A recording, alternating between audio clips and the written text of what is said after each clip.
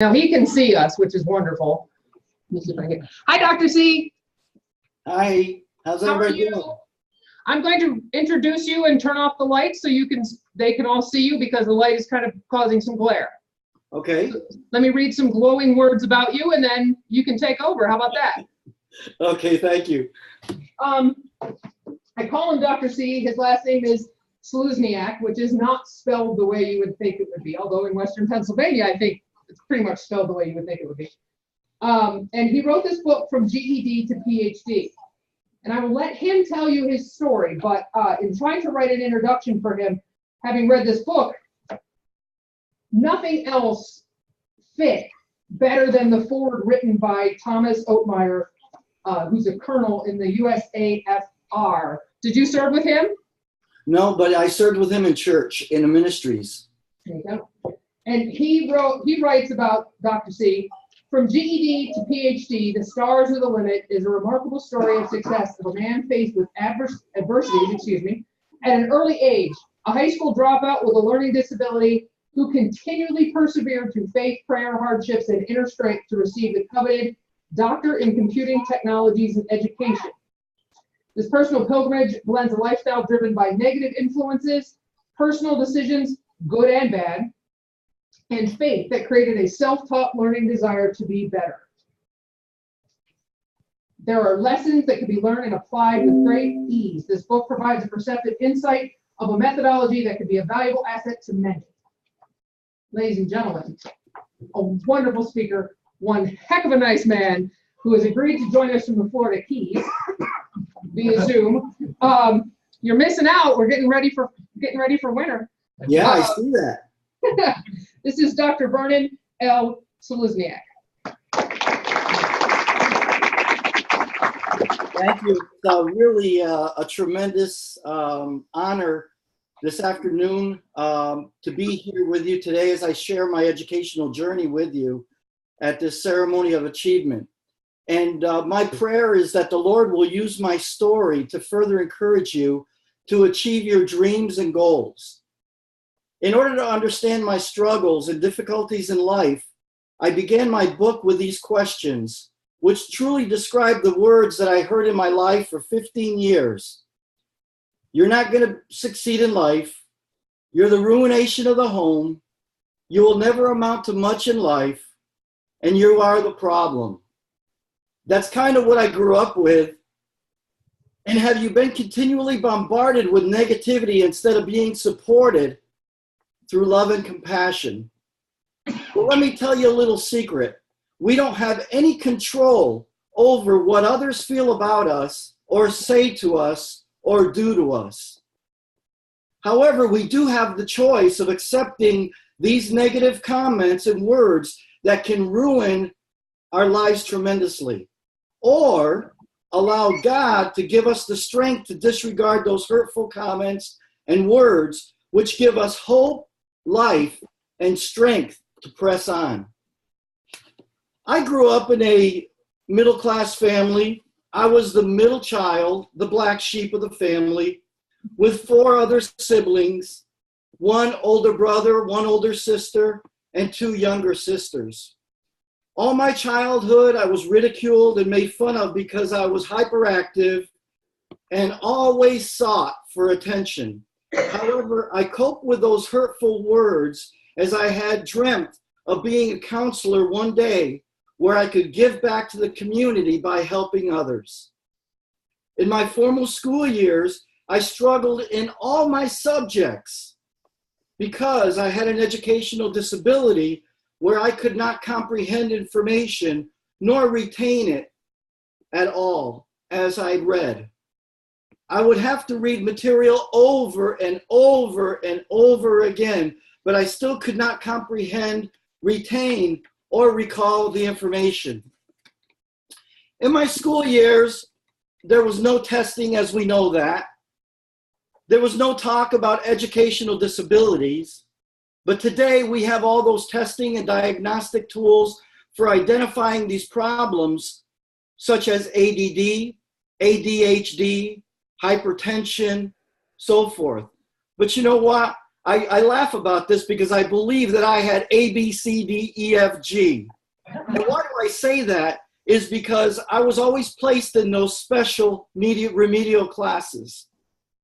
While in school, I was bored to tears. I had little energy to continue struggling to learn different subjects taught in school, as I was a C and D student.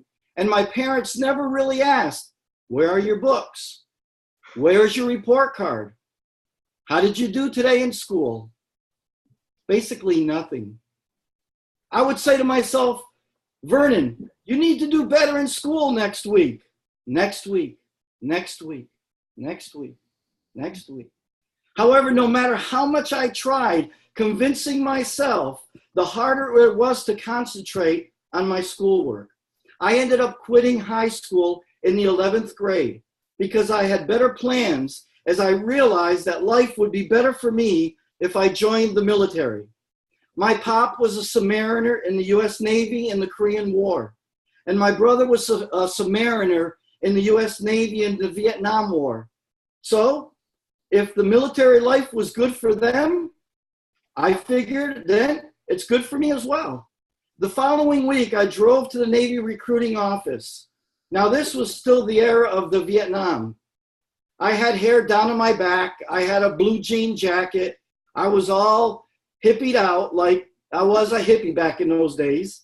When I got to the front of the office, I was all excited but scared. The recruiter told me about the Navy. Then he said, young man, you need to take this entrance test first before we move forward. I took this examination, which was the basic battery test or the ASVAB exam. When I turned to the recruiter, he went away to grade the exam. As I was waiting with bated breath for the results, when all of a sudden he came over to me with the examination in his hand and said, I'm sorry, you did not pass this test. And since you are a high school dropout and 17 years old, we cannot move forward with you enlisting in the U.S. Navy. I was devastated because I wanted to serve our country in a military service. But you know, I realized that God has a plan for our life. So he had other plans for me. The following week, I was near the same recruiting office, but I saw something different this day. I saw a sign on the front window said, join the United States Coast Guard. Coast Guard? I had never heard of the U.S. Coast Guard. What kind of military service was this? As I peered through the window, a recruiter came out and invited me to the office. He explained to me what the U.S. Coast Guard mission was, and when I heard it was about helping and saving people, I said to myself, that's the service for me. Then he started telling me about the Coast Guard. But before he said it to me, before we move forward, you have to take this examination. Yes, you got it. It was the same entrance examination that I took the week before. My excitement was turned to fear by this time. I said a short prayer as the recruiter prepared the test for me. I took the same exact test. And when I completed it, I slowly handed it to the recruiter. He went away to score the exam. As he went away, I said another prayer, and I said, Lord, if this is your will that I get into the Coast Guard, then let it be. The recruiter came back with a smile on his face, and he stated to me, son, you just passed with the minimum score. However, you do not qualify for any schools in the Coast Guard. I said, no problem. So I can join the Coast Guard? And the recruiter said, yes, but your parents need to sign for you to join. I said, that'll be no problem whatsoever there. I was sworn in the U.S. Coast Guard in 1974. By the time I was swearing in, a message was going through on a teletype. And the message stated that no more non-high school graduates can enlist in the United States Coast Guard. So again, this was a small miracle because I made it right under the wire to join the Coast Guard. What I didn't know though at the time was that the United States Coast Guard was the most difficult service to get into at that time. It had to be a miracle again because somehow I got in. When I went to basic training, again, I had difficulty with comprehending and retaining the materials and information that were being taught in our classes. No matter how many hours I spent trying to read the materials, I was not able to pass the weekly progress tests, written examinations. The only way that I was able to pass from week to week was my company commander, who would call me in his office at night. I would stand at attention in his desk, and he would administer the progress test to me verbally. That was the only way that I was able to make it from week to week to week, was by him giving me that test verbally, which today I don't think was legal, but we'll worry about that in the future. Well, again, I overcame and graduated in March 1974 from basic training, and on my way to Miami Beach, Florida, to a Coast Guard cutter. After graduating basic training, I was designated as a fireman E3. Fireman was part of the engineering gang. My responsibilities on the first ship included cleaning toilets, washing dishes, painting all engineering spaces, engines, mechanical equipment, and yes, scrubbing the bilges as well. Even though I was designated to work in engineering, I really hated grease and grime. I wanted to work in an office that was nice and clean with air conditioning and so forth. While I was stationed in Miami Beach, Florida, I met my bride here in 1974, who was originally from Cuba. We were married on April 19th, 1975, and immediately got transferred to Corpus Christi, Texas. In order to promote to a higher rank or grade in the United States Coast Guard, the first thing you had to do, and sounds foreign, is we had to complete correspondence courses. Do you remember correspondence courses? Okay. We had to order the correspondence course. Then we had to take a practice test until we felt that we were ready for the test, the final test, another test. The education officer would have to order what was called the end of course examination. And I would study for hours and hours and just get frustrated because I could not grasp or retain the information to pass the practice tests. One day as I was studying, though, in my little cubicle hole in our apartment, my dear wife came by and she saw me struggling as I was preparing for the end of course examination. She said, "Honey, why don't we save up some money and then buy a cassette recorder? That way you can record the questions, pause so you can verbalize the answer, and then hear the correct answer." Wow! I said to myself, my wife is a genius. This was a revelation for me, folks. This was my ticket that allowed me to truly understand the disability that I was having. I began immediately putting into practice this method of studying through memorization. Once I began using the method for studying through memorization and visual note-taking, things started changing in my ability to retain information. I realized I could overcome any educational deficiency that I struggled with, and the barriers that held me back for so many years could now be lifted. In 1976, I was offered an opportunity to attend a special school called Educational Enrichment Program. I didn't know what the school was about of 5 weeks, but what it was a preparation for the GED exam. When I returned to my duty station, I took the GED examination and received my diploma from the state of Texas in 1976 and realized there that the stars are the limit. After attaining my GED, I began to teach myself how to learn by reading slowly as I took notes in a visual format and memorizing. And today I use a technique called mind mapping, which is powerful because what it allows us to do is connect words to pictures, graphics, symbols, colors that make a connection in the brain. After attaining my GED, I began teaching myself. I began eating up my correspondence courses and promoting to higher ranks very quickly. I went from E3 to a senior chief petty officer, which is E8, in 12 years.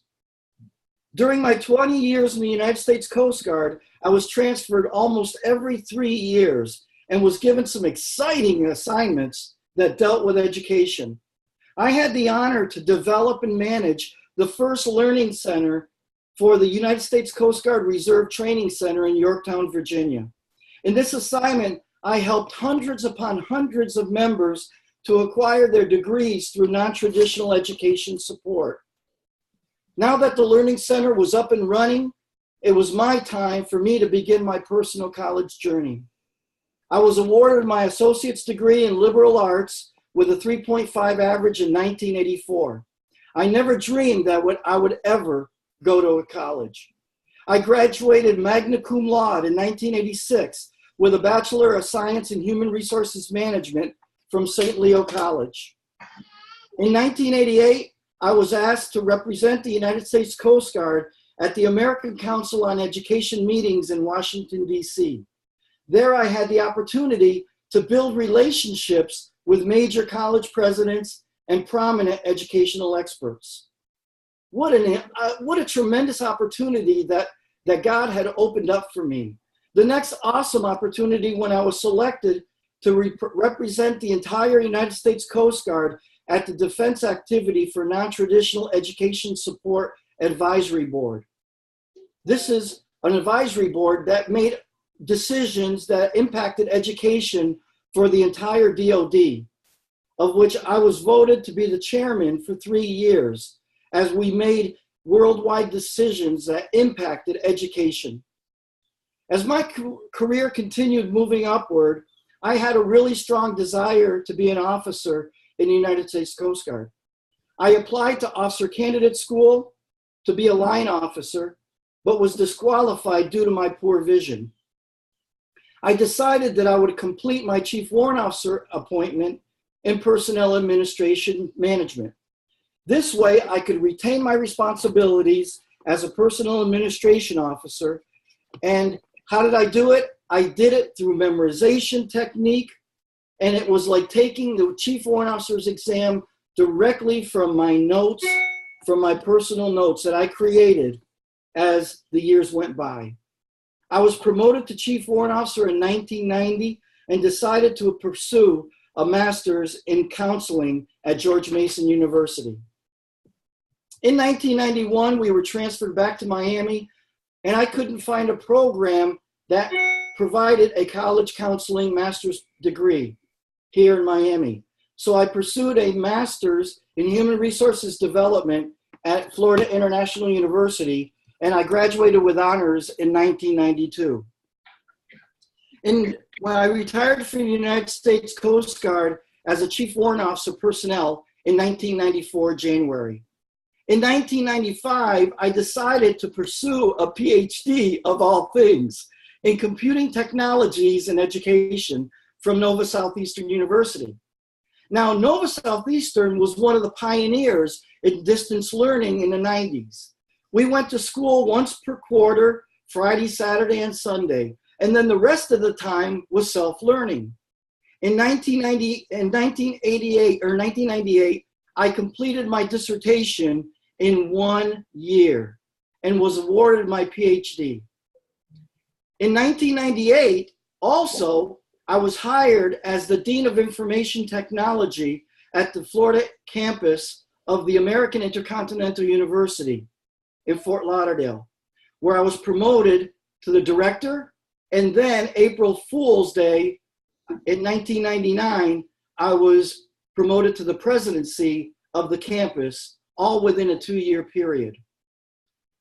However, one of the most significant aspects of my life was when I was sitting in my office at AIU in Fort Lauderdale, and my secretary forwarded a call to me. She stated, "Dr. Czelusniak, There's a principal of Moorhead High School from Eden, North Carolina, who would like to speak with you. This was my high school where I dropped out of, and they called me to invite me to be the 2000 year graduates commencement speaker. Who would have ever dreamt of that? This was such a humbling experience for me. And the first thing I told the graduating class was not to ever think about dropping out of any academic programs.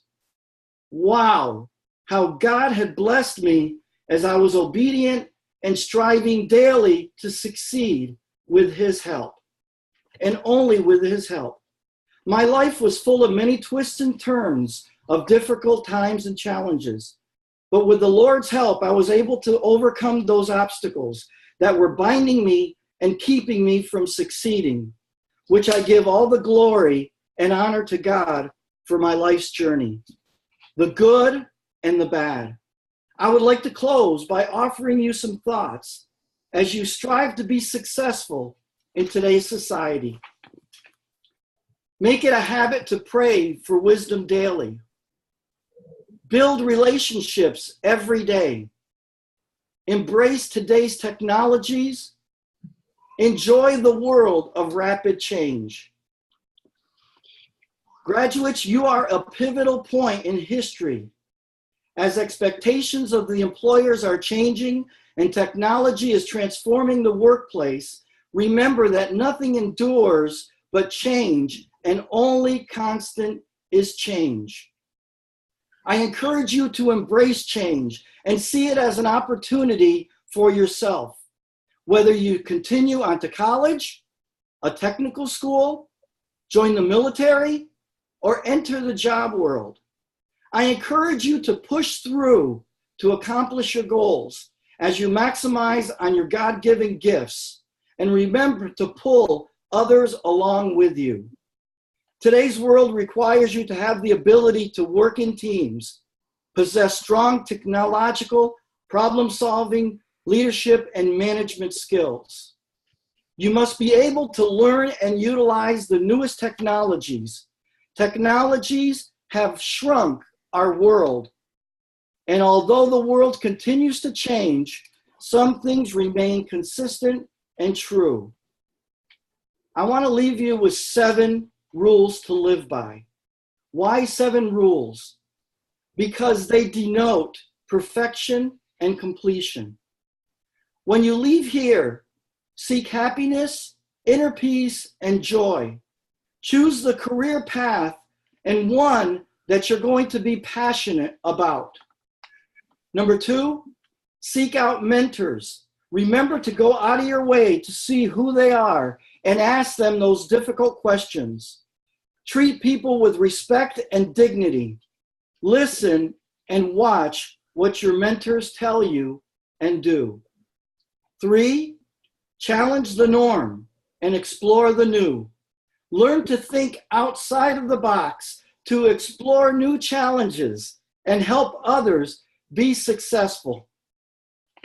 Why? Because if they are successful, so are you. And that's one of the things that I tell all of my doctoral students today, is that if you're successful, so am I. Number 4, learn much from hindsight and do not use it to judge, but to learn. Don't be hard on yourself. 5, treat yourself in the same manner you would treat others. See change as an opportunity for growth, both spiritually and personally. 6, remember that you are entering a world of relationships, not transactions. Build relationships, listening and caring, and you're going to be successful.